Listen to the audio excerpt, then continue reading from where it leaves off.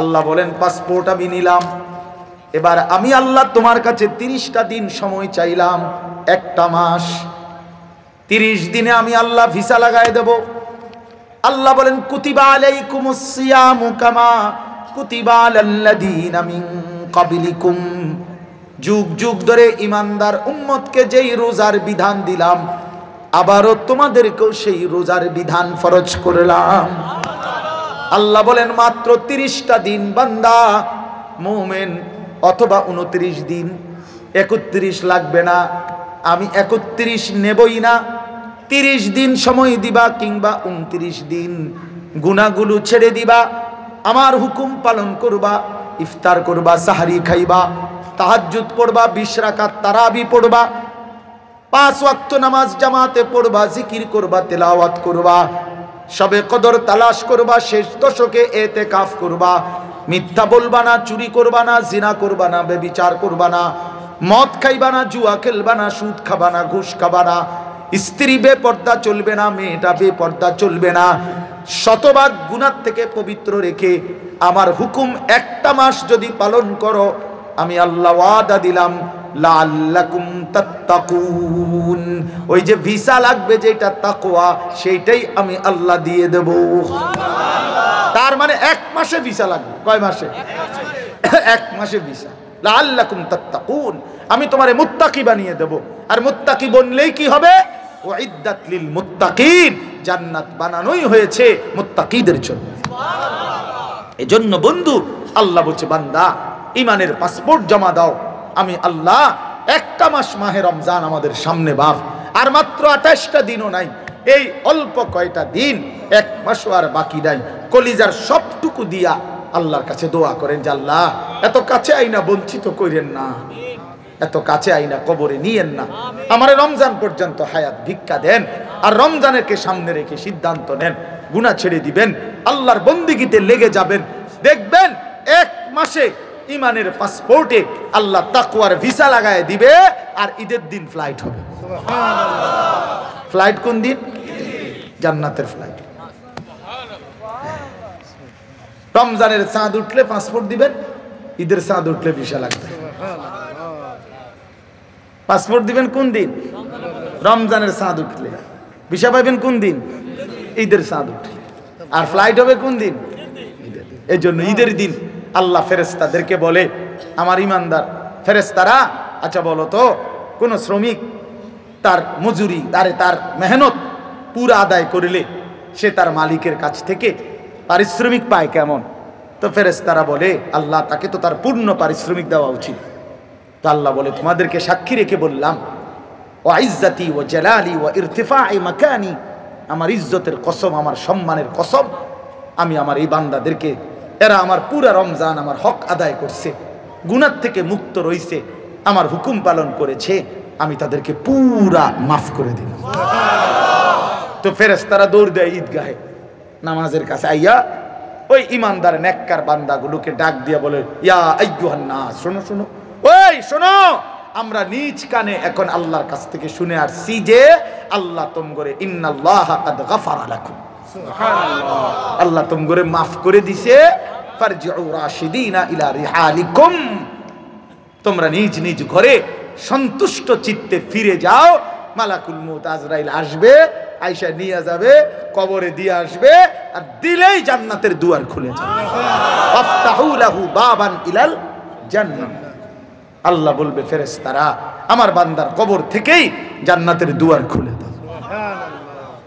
আর জান্নাতি নেককার বান্দা কবরের দিকে থেকেই জান্নাত দেখবে, পুরাটা দেখা হাদিসে আছে, নেককার বান্দা বলবে ইয়া রাব্বি আকিমিস সাআ হাত্তা আরজিআ ইলা আহলি ওয়া মাকানি,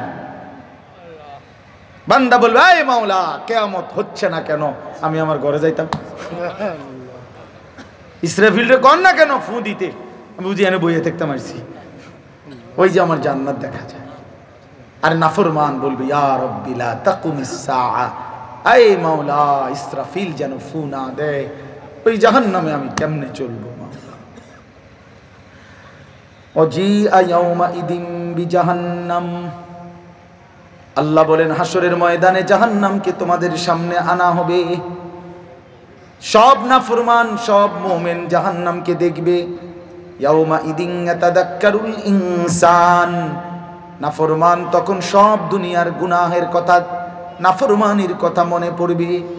ওয়া আন্না লাহুদ যিকরা, আল্লাহ বলেন কিন্তু মনে পড়ে কি লাভ হবে?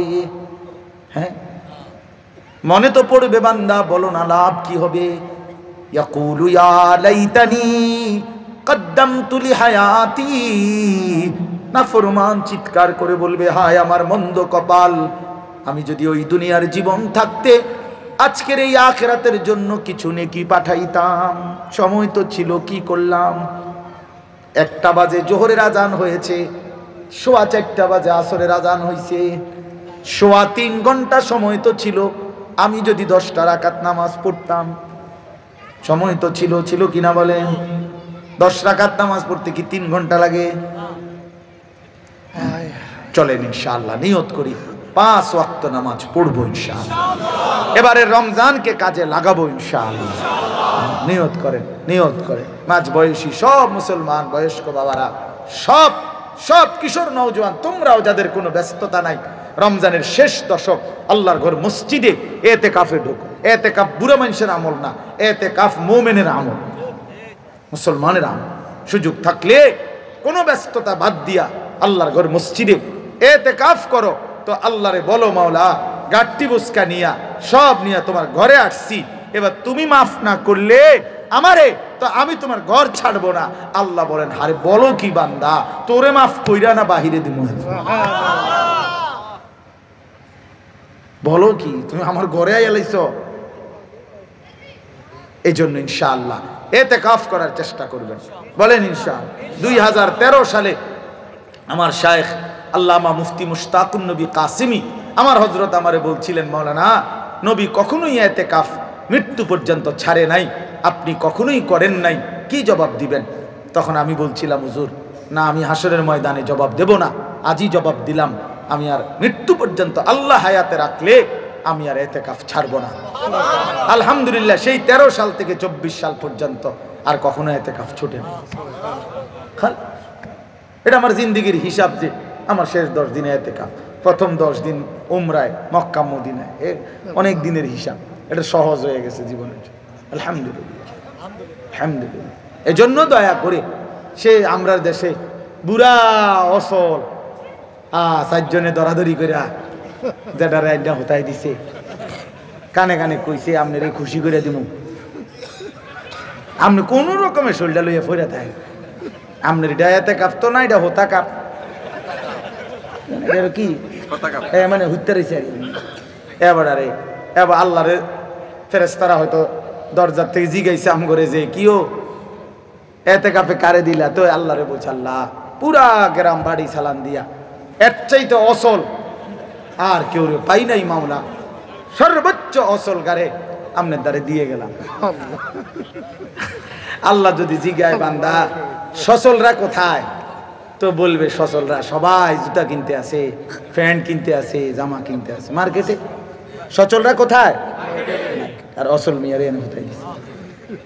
তাহলে এতেকাফ শুধু বৃদ্ধ মানুষের আমল না, মুসলমানের আমল। কার আমল বলেন না?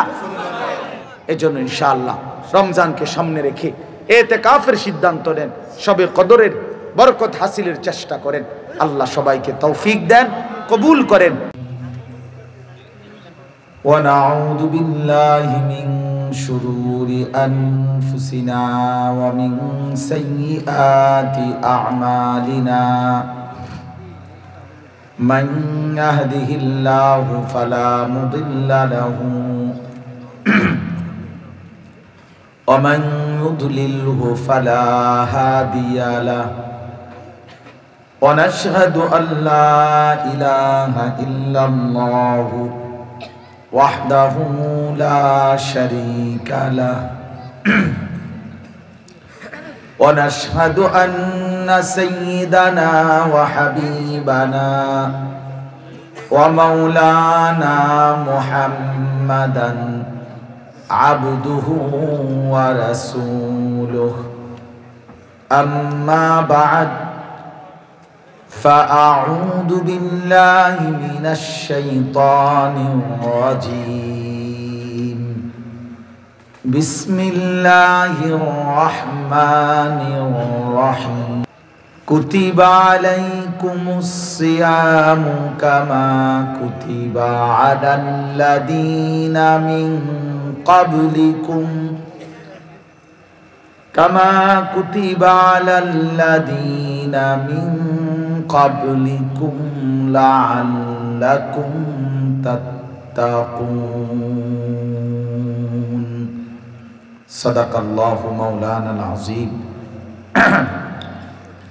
وقال نبينا صلى الله عليه وسلم من صام رمضان إيمانا واحتسابا غفر له ما تقدم من ذنبه ومن قام رمضان إيمانا واحتسابا غفر له ما تقدم من ذنبه ومن قام ليلة القدر إيمانا واحتسابا غفر له ما تقدم من ذنبه اللهم صل على محمد وعلى آل محمد كما صليت على إبراهيم وعلى آل إبراهيم إنك حميد مجيد اللهم بارك على محمد وعلى آل محمد كما باركت على إبراهيم وعلى آل إبراهيم إنك حميد مجيد سبحانك لا علم لنا إلا ما علمتنا إنك أنت العليم الحكيم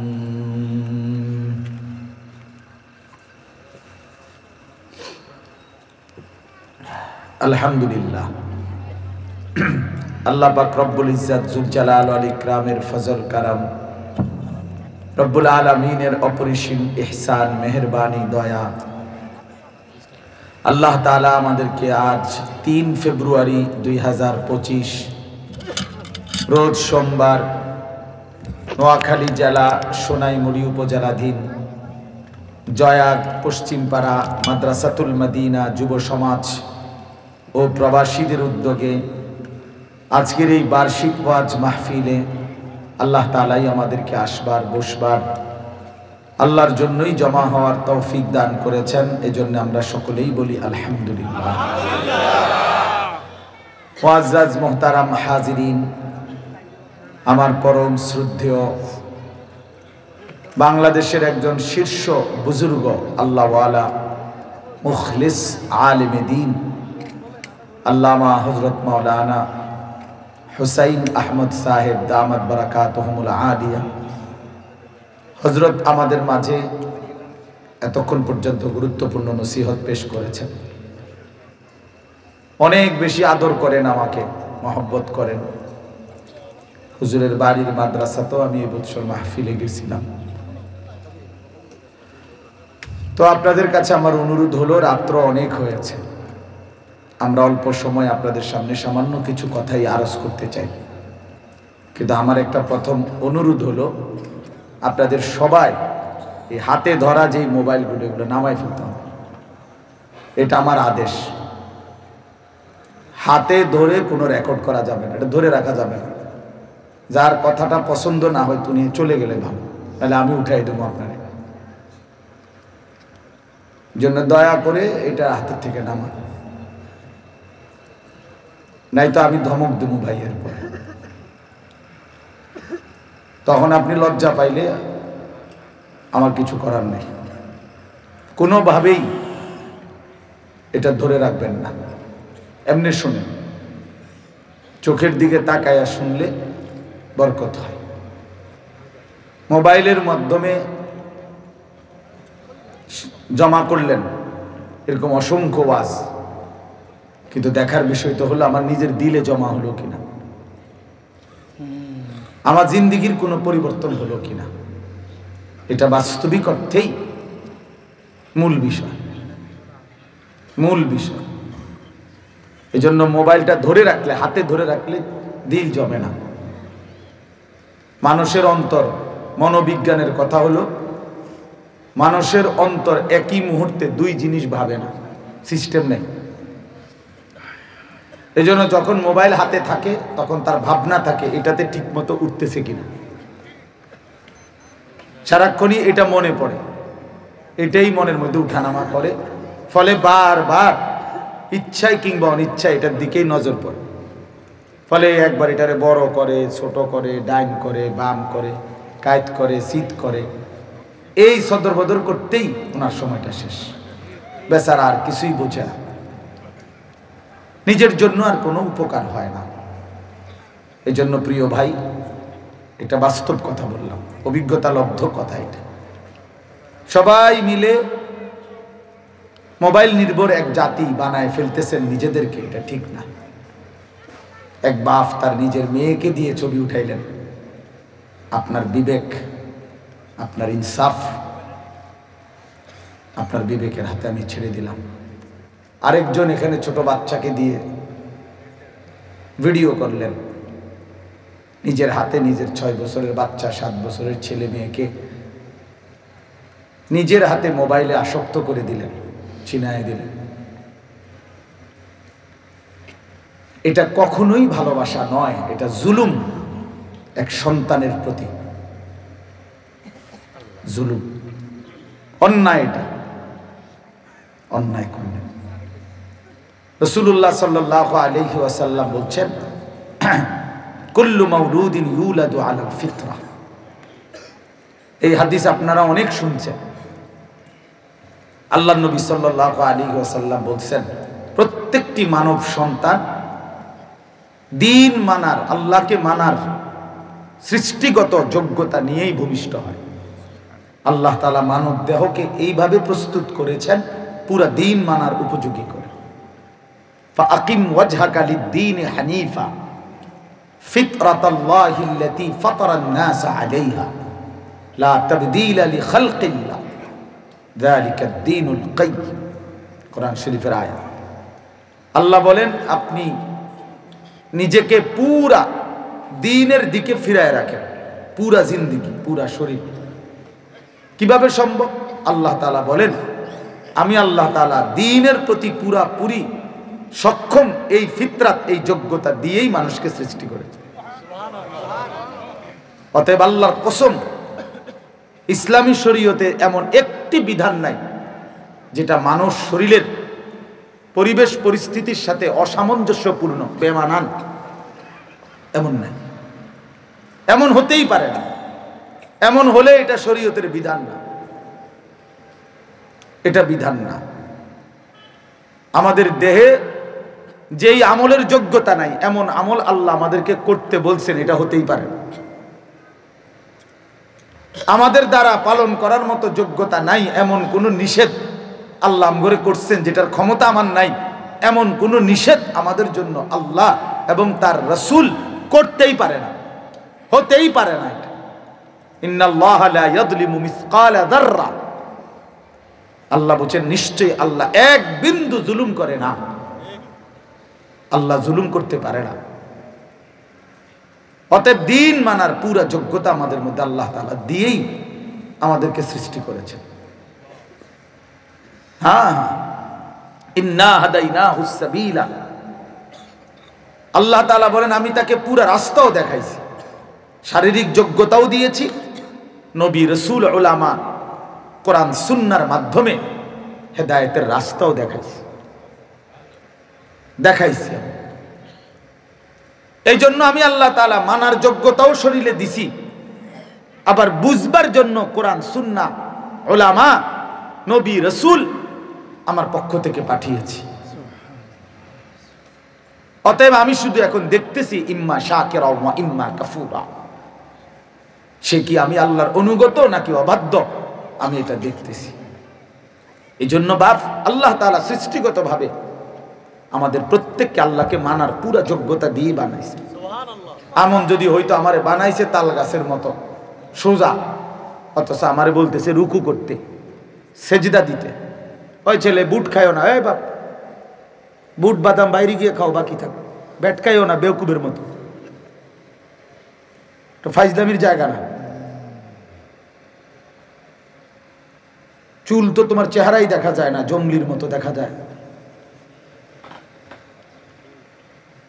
আফসুস মুসলমানের বাচ্চা, আফসুস, কোন বেঈমানের মতো চুল রাখলা, কোন কাফেরের মতো চুল রাখলা।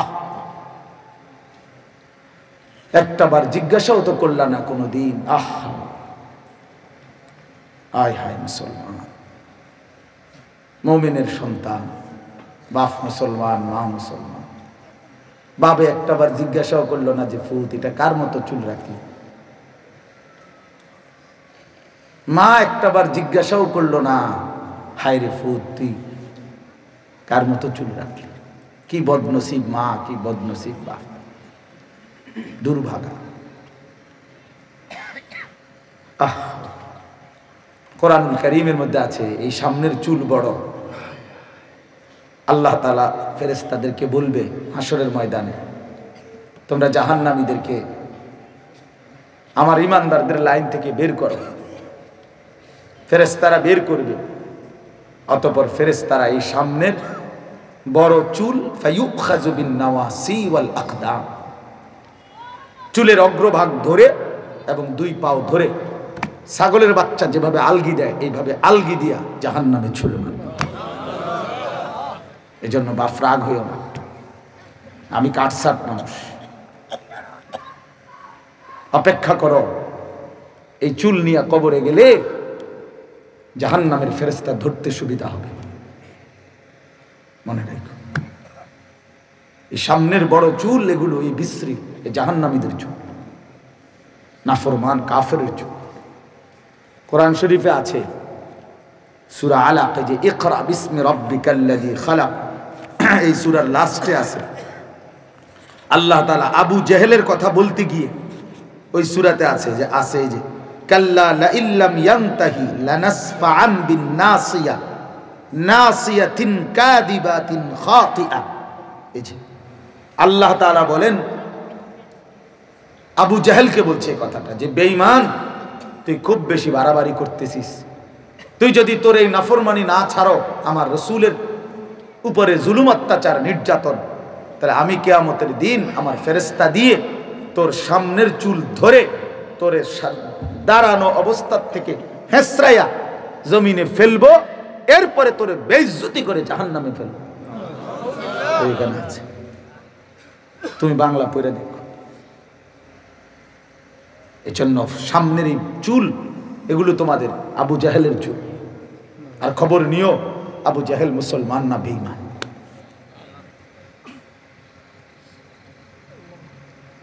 হ্যাঁ বন্ধু,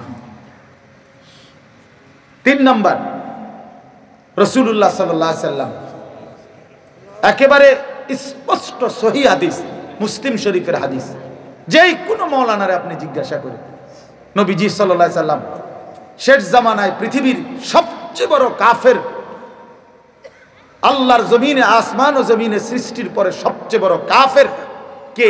দাজ্জাল। আল্লাহর নবী বলছেন তার চাইতে বড় দাজ্জাল মা বাইনা খালকে আদম ইলা কিয়ামিস সাআ আকবারা মিনাদ দাজ্জাল। আল্লাহর নবী বলেন আদম সৃষ্টির পর থেকে ইসরাফিলের ফু পর্যন্ত এই জমিনে দাজ্জালের চাইতে বড় কোনো কাফের আর নাই। সেই দাজ্জালের বৈশিষ্ট্য কি, তার চিহ্ন কি? খোদার কসম নবীজি বলছে ইন্নাহু শাবুন, তার 1 নম্বর চিহ্ন হলো সে হবে যুবক, 2 নম্বর হলো কাতাতুন, তার চুল হবে স্বাভাবিকতার পরিপন্থী, এব্রো থেব্রো এলোমেলো, যুগ সমাজ পরিবেশের পূর্ব মানুষের ইমানদার নেককার মানুষের চিরাচরিত চুলের বিপরীত। এজন্য প্রিয় বন্ধু ছেলেরা, তোমাদের যাদের এই চুল, তুমি ইনসাফের সাথে গত 30 বছরের ইতিহাস, 50 বছরের ইতিহাস খুঁজে দেখো, অথবা তোমার বাবা দাদাকে জিজ্ঞেস করে দেখো, বাপ দাদা আপনি জীবনে কোনোদিন আমার মতো এরকম চুল আর দেখছেননি কোথাও? আপনারও তো সময় 12 বছর বয়সে আপনাদের এলাকাতে তো আপনার হমান্না কত ফোলাফায়না ছিল, 14 বছর বয়সে 18 বছর বয়সে তো আপনার সময়ও তো এরকম ফোলায়না ছিল। আপনি কোনোদিন এমন চুল দেখছেননি? পৃথিবীর কোন দাদা বলবে এটা দেখছে? আল্লাহ নবী সাল্লাল্লাহু আলাইহি ওয়াসাল্লাম বলছে কাতাত, এই কাতাতুন মানে হলো এবড়ো থেবড়ো, এবড়ো থেবড়ো, স্বাভাবিকতার পরিপন্থী। এজন্য দোস্ত, এই তোমাদের যাদের চুল এরকম বড়, পিছনে নাই, এদিকে নাই, এদিকে নাই, বিভিন্ন সাইজের মডেলের, আল্লাহর কসম এটা দাজ্জালের চুল, পৃথিবীর সর্বশ্রেষ্ঠ বেঈমানের চুল, জমিনের সবচেয়ে বড় কাফেরের চুল, কাফেরের চুল। এজন্য নিজের বিবেককে প্রশ্ন করো, মুসলমানের ঘরে জন্ম নিয়েছ না বেঈমানের ঘরে? আত্মপরিচয় ভুলে যেও না। যে জাতি আত্মপরিচয় ভুলে যায় সে কোনোদিন মাথা তুলে দাঁড়াইতে পারে না। হ্যাঁ, আত্মসম্মান, আত্মমর্যাদা অনেক বড় নিয়ামত, অনেক বড় নিয়ামত। এই পৃথিবীতে বহু মানুষ এমন হয় যারা ধুকে ধুকে অভাবে কষ্টে প্রয়োজনে মরে যায়, কিন্তু কোনো অন্যায়ের কাছে, জালেমের কাছে একদিনের জন্য মাথা নোয়ায় না। আর সে জানে আমি মুসলমান বেটা, আমি মুসলমান। अगर चे बुत है जमात की आस्तीनों में मुझे है हुक्म खुदा ला इलाहा इल्लल्लाह। আল্লামা ইকবাল বলছে মুমিনের কালেমা, মুমিনের ঈমান কেমন হয়? আল্লামা ইকবাল রাহমাতুল্লাহি আলাইহি বলেন মুমিনের কালেমা হলো, ঈমান হলো এমন যে মুমিন বলবে যে গোটা দেশবাসী, মহল্লাবাসী প্রত্যেকের কাছে যদি একটা একটা মূর্তি থাকে, সবগুলো মূর্তিকে যদি একসাথে স্তূপ করা হয়, এই মূর্তির উপরে যদি আমাকে দাঁড় করা হয়, আমি মুমিন সেখানে দাঁড়িয়েও বলবো লা ইলাহা ইল্লাল্লাহ। এর মুমিন।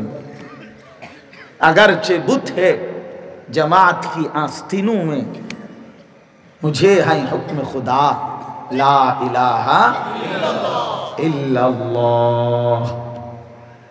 এর বলে মুমিন বেটা, এর মুসলমান বলে বেটা। এত অল্পতে হেরে গেলা কেন বেটা? একটা চুলের কাছে হেরে গেলা কেন বেঈমানের কাছে? একটা প্যান্টের কাছে হেরে গেলা কেন? 20,000 টাকার একটা মোবাইলের কাছে হেরে গেলা কেন যুবক? এত কম দামে বেচা গেলা কেন? নিজের এত অল্প পয়সা বেচা দিলা কেন? ছি ছি ছি বেটা, মুসলমান তো এত বড় কাপুরুষ হয় না। হ্যাঁ, 15 মাস একটানা, গত 7ই অক্টোবর 2023 থেকে একটানা 15 মাস ইসরায়েলের ইহুদি কুত্তারা ফিলিস্তিনের গাজার মুসলমানদের উপরে জুলুম করেছে। গোটা ইউরোপ, আমেরিকার ওই বেঈমান, ওরা তাদের সর্বোচ্চ অস্ত্র, প্রযুক্তি, আধুনিকতা সব সহযোগিতা করছে। মিলিয়ন মিলিয়ন ডলার ইসরায়েলের এই কুত্তাদেরকে দিছে। পৃথিবীর সমস্ত আধুনিক প্রযুক্তি নিয়ে, সমস্ত শক্তি প্রয়োগ করে ইসরায়েল গত 15 মাস গাজার কমপক্ষে 50,000 চাইতে বেশি মুসলমানকে শহীদ করেছে। 6 লক্ষ বাচ্চা এতিম অসহায় হয়ে গেছে। লাখ লাখ মা বোন যাদের স্বামী নাই, ঘর নাই, বাবা নাই, অভিভাবক নাই, পরিবার হারা, একটা বিল্ডিং, একটা ঘর মাটির উপরে নাই, সমান করে ফেলছে। কিন্তু 15 মাসের পরেও এই মুজাহিদ, ইমানদার মুসলিম মুজাহিদরা একদিনের জন্য পরাজয় স্বীকার করে নাই। শেষ পর্যন্ত কি হয়েছে বেটা? শেষ পর্যন্ত এই জানুয়ারি মাসে ইসরায়েলের সেই ইহুদি কুত্তারা নাকে খত দিয়া কুত্তার মতো মাথা নোয়ায়া যুদ্ধবিরতি দিয়ে গাজা থেকে সৈন্য প্রত্যাহার করেছে। জানো মিয়া, ইমানদার হারে না, ইমানদার হারে না, বেঈমান জিতে না। সময় নেয়, মালিকের ফয়সালা আসতে সময় লাগে। যুদ্ধবিরতি এখন আবার শুরু হবে, আবারও ইমানদার যুদ্ধ করবে। এবং একদিন না একদিন, এই কদ্রুত একদিন শুনবা যুবক, ইসরায়েলের কুত্তারা হেরে গেছে। হ্যাঁ হ্যাঁ, কোনো সন্দেহ নেই, ফিলিস্তিনের জমিনে পতাকা উঠছে। দেখো দেখো বাপ, মোমেন হারে না, কোন জালেম টিকে না। 54 বছরের জালেম 40 বছর ধরে বাশার আল আসাদ সিরিয়ায় একটানা 40 বছর ক্ষমতা আঁকড়ায় ছিল। 5 লক্ষ ইমানদার মুসলমান শহীদ করছে এই বেঈমানে শুধু ক্ষমতার জন্য। হাজার হাজার নারীকে ধর্ষণ, ব্যভিচার, নির্যাতন করে জেলখানার অন্ধকারে আটকায় রাখছে। বাচ্চাটা মায়ের কোলে করে যে জেলখানায় ঢুকছে, 16 বছর 17 বছর হয়ে গেছে জেলখানার ভিতরে, আর কোনোদিন পৃথিবীর আলো দেখে নাই। এমন সন্তানও সিরিয়ার কারাগারে ছিল যে আর কোনোদিন পৃথিবীর আলো দেখে নাই। কিন্তু এই সমস্ত জুলুম অত্যাচারের পরেও শেষ পর্যন্ত গত 8ই ডিসেম্বর 24 সালের ওই বাশার আল আসাদ নামের জালেম পলাইছে। আমরার বুবু যেমনে পলাইছে, এমনি পলাইছে। আমরার 16 বছরের বুবু যেমনে পলাইছে, এমনি পলাইছে। আমরার বুবুও পলাইছে। 16 বছর জুলুম করেছে জমিনে, কিশোর নওজোয়ানের কাছে হেরে গেছে। আর বুড়া মানুষ লাগছে না, ফোলাইনে উড়ে গেছে। এই জন্য ভাইয়া হাইরো না, তোমরা নওজোয়ান এত অল্পতে বিক্রি হয়ে যায়ও না বেঈমানের কাছে। নিজেদের চুল ঠিক করো, চেহারা ঠিক করো, আখলাক ঠিক করো। কাফেরের সামনে পরাজয় হয়ে যেও না। বেঈমান হাসে তুম করে দেখলে বেটা, বেঈমান হাসে যে এদের ধর্ম নাকি ইসলাম, এদের নবী নাকি মুহাম্মদুর রাসূলুল্লাহ সাল্লাল্লাহু আলাইহি ওয়াসাল্লাম, অথচ এদের আপাদ মস্তকের মধ্যে এদের নবীর কোনো নমুনা নাই। এদের কিতাব নাকি সর্বশ্রেষ্ঠ কোরআন, অথচ এদের ঘর, পরিবার, বাজার, ব্যবসা, চাল চলনের কোথাও কোরআনের কোনো নমুনা নাই। বেঈমান হাসে, বেঈমান হাসে, বেঈমান আমাদেরকে দেখে হাসে। ভাই প্রিয় বন্ধু আমার, আমি সব সময় বলি বাপ, কাফের বেঈমানদের মতো যত রকমেই নিজেকে সাজাও, মনে রাখো আব্বা, তোমার পরিচয় আড়াল করতে পারতা না। তোমার ভোটার আইডি কার্ডে লেখা আছে তোমার ধর্ম ইসলাম, তোমার জন্ম নিবন্ধন লেখা আছে ধর্ম ইসলাম, তোমার পাসপোর্ট পাঞ্চ করলেই এয়ারপোর্টে ইমিগ্রেশনে দিলেই তোমার নামে আসবে তুমি তোমার ধর্ম ইসলাম, আসবে না? তুমি এটা আড়াল করবা কেমনে? ফ্যান মাথার দিয়ে লাইলো কেমনে আলগি করবা? আড়াল, এটা এই পরিচয় আড়াল করবেন কেমনে? এটা না অনলাইন আছে, এটা না লাগাইলেই ধর্ম আর পরিচয় আসবে না, পুরো আইডেন্টিফাই আসবে না, এটা আড়াল করবেন কেমনে? তো কি লাভ হইলো সাজ্জা? তুমি তো নিজেকে মুসলমান থেকে আড়াল করতে পারবা না। কাজে মুসলমান হয়ে মরলেই তো ভালো, মুসলমান হয়ে বাঁচলেই তো ভালো। কারণ যেই পরিচয় আমি আড়াল করতে পারবো না, আর আড়াল করতে চাইও না, আমি কেন করব? আমি আড়াল ইসলাম বাদ দিয়ে আমি কাকে ধরবো?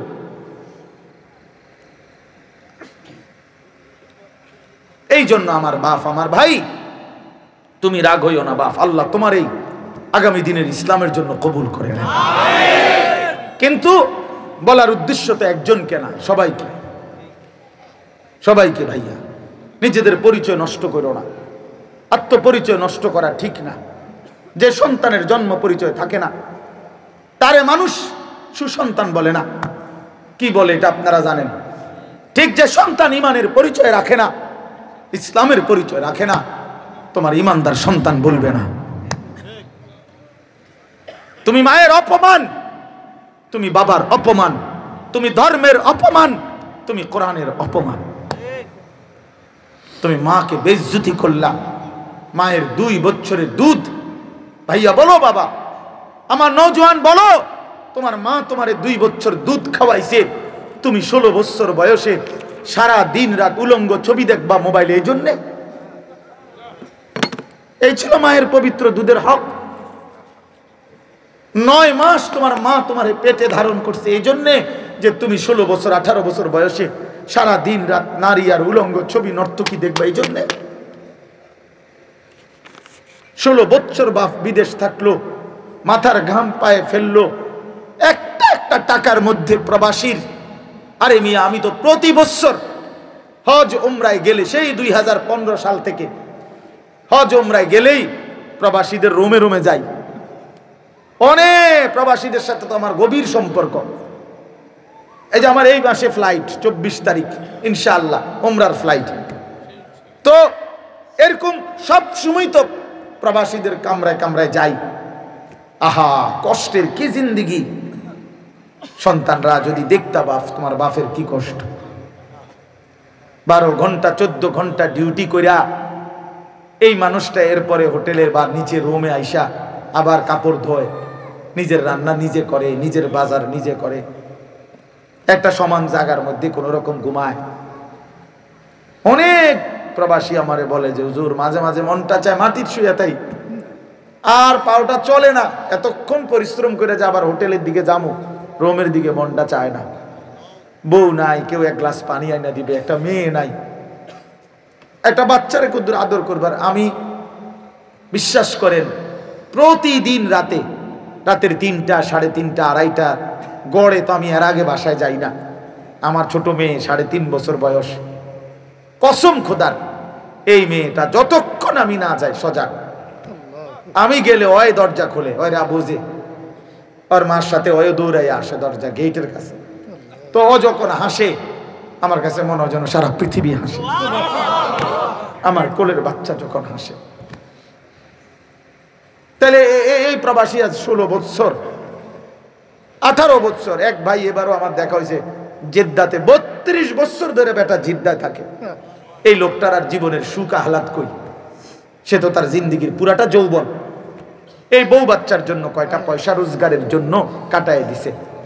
সেই প্রবাসীর রক্তের টাকা, ঘামের টাকায় যদি তুমি সন্তান দিন রাত উলঙ্গ ছবি দেখো, এই বেচারার এই মেহনতের এটাই হক।